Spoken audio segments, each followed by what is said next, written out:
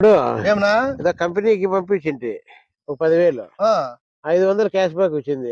10,000 కంపెనీకి పంపించింది, cash back 500 500 వచ్చింది. బాగా వచ్చినట్లు 500 పంపించారు.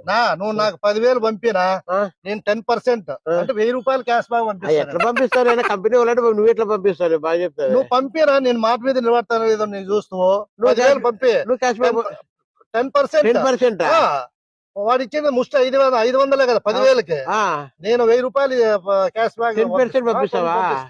ఇప్పుడు 10,000 కొట్టాలా నీకు? కొట్టు, 10,000 కొట్టు. వచ్చింది 10,000 కదా. పంపించినది 10,000 వచ్చిందిలే. ఇప్పుడు నేను 10% క్యాష్ బ్యాక్ పంపించాలి కదా. వచ్చింది చూడే, ఎంత వచ్చింది? 1,000 వచ్చిందా? 10 రూపాయలు వచ్చింది. మళ్ళీ కంపెనీ 10,000కి 500. కంపెనీ కన్నా ఇదే మేలు. 10,000 కానీ తమ్ముడు 1,00,000 రూపాయలు నా దగ్గర. 1,00,000 రూపాయల వల్ల నువ్వు 10% పంపిలా. 10% పంపిస్తా. మాట ఇచ్చిన తర్వాత మాట. నువ్వు లక్ష మాట రూపాయలు మీద పంపి. ఉండాలా? మాట మీద. నువ్వు లక్ష పంపి, నేను మళ్ళీ 10% క్యాష్ బ్యాక్ పంపిస్తా. కొంత లక్ష వచ్చింది 1,00,000 రూపాయలు వచ్చింది కదా. ఇప్పుడు నీకు 10% నేను క్యాష్ బ్యాక్ వేయాలి కదా.